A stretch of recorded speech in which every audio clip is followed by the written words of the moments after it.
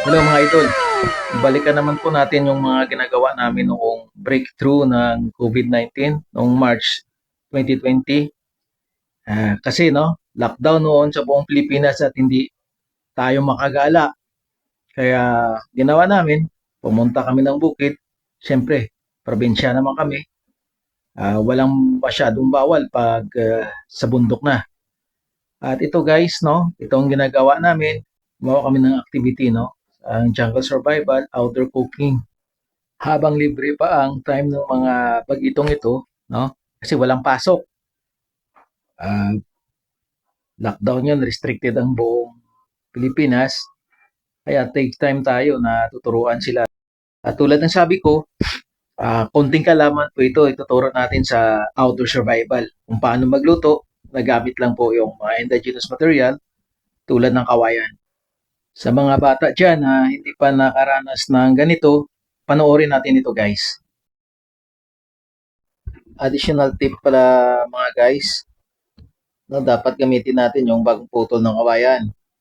Huwag tayong gumamit ng matagal ng pinutol ng kawayan kasi madali pong masunog yan at siguraduhin po natin na at least 3 joints po ng kawayan yung gamitin natin.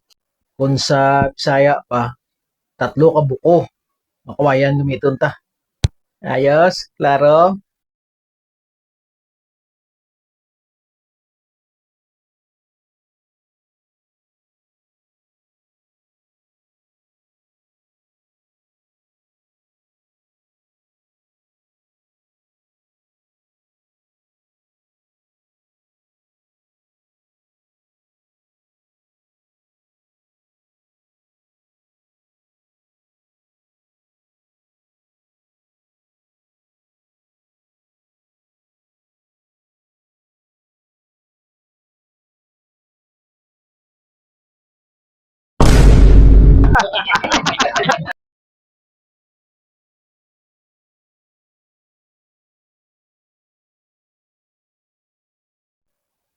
Pagluto sa natural na paraan ng sinaing guys, talagang mabango at masarap kainin.